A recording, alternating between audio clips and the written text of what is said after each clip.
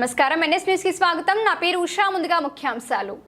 సామాజిక సంస్కరణల నాందికర్త, మానవ హక్కుల అవిశ్రాంత పోరాట యోధుడు, సమాజ స్థాపన స్ఫూర్తి ప్రదాత, మహిళలు విద్యాభివృద్ధికి రూపకర్త మహాత్మా జ్యోతిబా ఫులే అని ప్రజాప్రతినిధులు, అధికారులు, సంక్షేమ సంఘాల నాయకులు కొనియాడారు.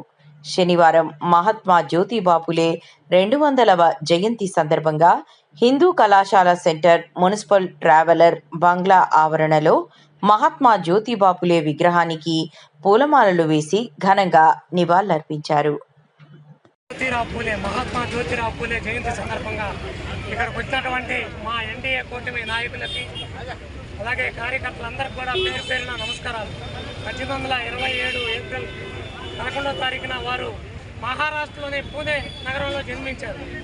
ఏదైతే ఒక బడుగు బలహీన వర్గాల కోసం ఎంతో కృషి చేసి ఒక తొలి విద్యావేత్తగా పేరుగాంచినటువంటి మహాత్మా జ్యోతిరావు ఫులే వాళ్ళ సతీమణి సావిత్రిబాయి ఫులేకి విద్యను అభ్యసించి, అలాగే ఎంతోమంది బాలికలకు విద్యను అభ్యసించి ఎన్నో పాఠశాలలు నిర్మించి ఒక భారతదేశంలో ఒక మహోన్నతమైన వ్యక్తిగా వారు వెలుగొందారు.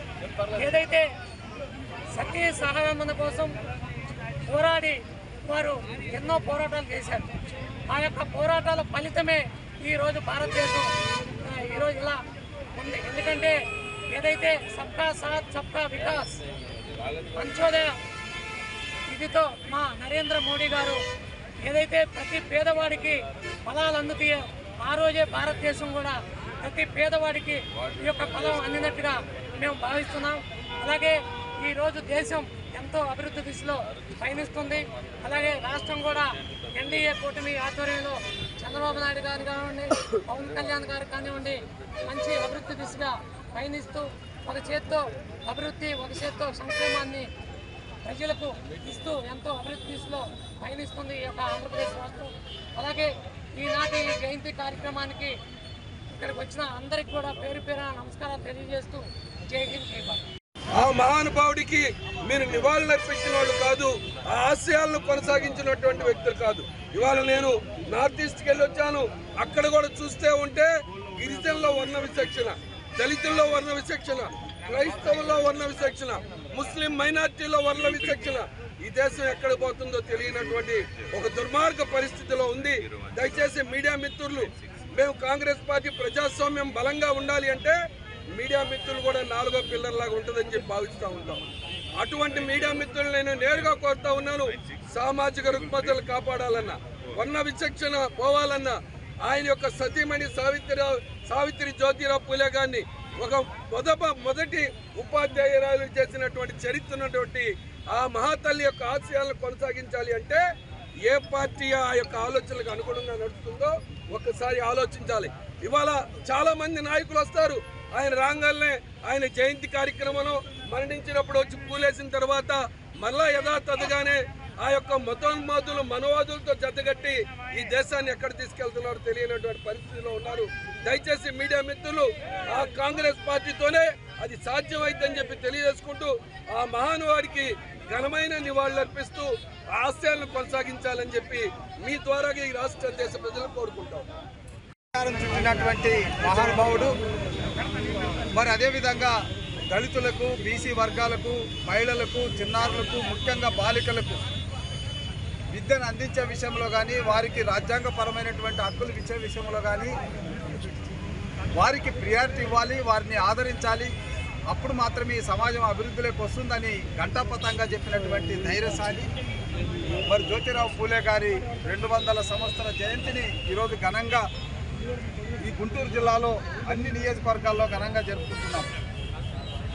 ఇక్కడ మనం ఆలోచిస్తే మన జ్యోతిరావు గారి జయంతిని మనం ఒక జ్ఞాపకంగా ఉంచుకుందామా లేక ఒక మార్గదర్శకంగా ఉంచుకుందామా అన్నటువంటి ఆలోచన వచ్చినప్పుడు ఖచ్చితంగా ఆయన ఆశయాల్ని, ఆయన అనుసరించినటువంటి మార్గాల్ని మనం తప్పకుండా పాటించాలి. అందుకే ఈరోజు ప్రధానమంత్రి మోడీ గారు తన వికసిత్ భారత్కు స్ఫూర్తి జ్యోతిరావు ఫులే యొక్క ఆశయాలు, ఆచరణలు అని చెప్పారు.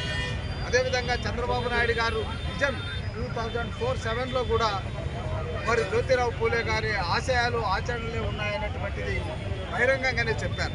కాబట్టి ఈరోజు అధికారులు కానీ పాలకులు కానీ ఆ మహానుభావుడు ఇచ్చినటువంటి మార్గాన్ని మనం ఆచరించాలి.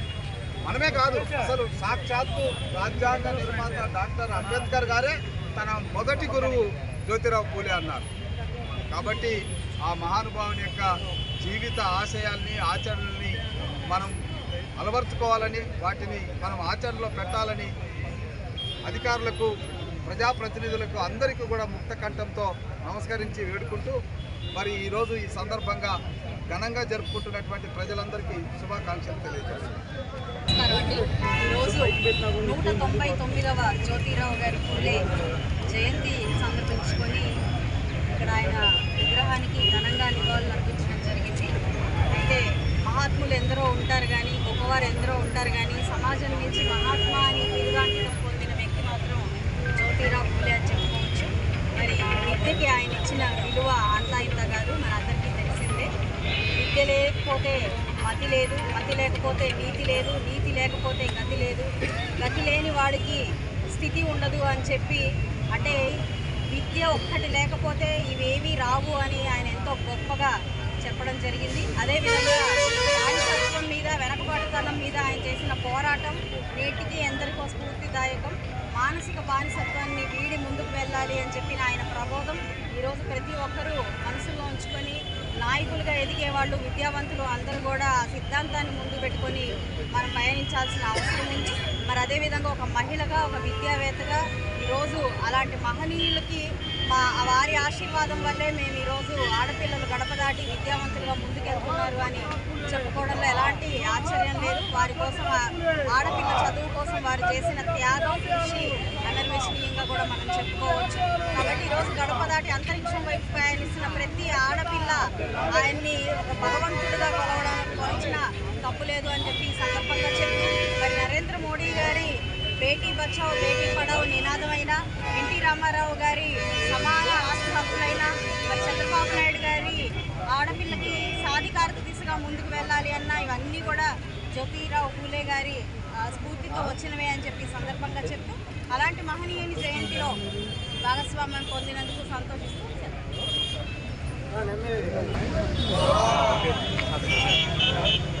సామాజిక న్యాయం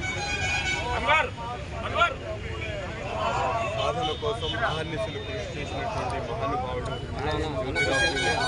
ఆనాడు భారతదేశంలో ఉన్నటువంటి మూఢనమ్మకాలు, అలాగే అనేక విషయాల మీద ఆ రోజు భారతదేశ చరిత్రలో అనేక విషయాల మీద స్పష్టత లేని సమయంలో, ముఖ్యంగా మహిళలకు సంబంధించి వాళ్ళు సమాజంలో సగభాగమైనటువంటి మహిళలు సమానంగా ముందుకు ఎదగాలనేటువంటి ఆలోచనతో వారి విద్యా వ్యాప్తి కోసం మహనీయులు కృషి చేసినటువంటి జ్యోతిరావు పూలే గారి ఈరోజు జయంతి పురస్కరించుకొని వాడవాడలా కూడా ఆయన ఇచ్చినటువంటి స్ఫూర్తిని కొనసాగిస్తూ, ముఖ్యంగా భారతదేశంలో అటువంటి మహానుభావుడిని, మహాత్మాని గౌరవించుకుంటూ ఈ రోజు వరకు కూడా ఆయన చేసినటువంటి పోరాటానికి ఈ రోజు వరకు కూడా కొనసాగిస్తూ, ఇప్పుడు సమాజంలో ఉన్నటువంటి అన్ని విధాల రుగ్మతలు ఏమున్నాయి వాటినన్నిటి కూడా పారదోలాలని చెప్పి కోరుకుంటూ ఈరోజు జ్యోతిరావు పూలే గారి జయంతి సందర్భంగా ఆయన ఘనమైనటువంటి నివాళులు. జ్యోతిరావు పూలే గారి జయంతి సందర్భంగా మేమందరం ఘనంగా నివాళి అర్పించడం జరిగింది. ఎక్కడో మహారాష్ట్రలో జన్మించి బడుగు బలహీన వర్గాల కోసం, సమానం కోసం, స్వాతంత్ర్యం కోసం ప్రతి ఒక్క దాంట్లో కూడా ఎస్సీ, ఎస్టీ, బీసీ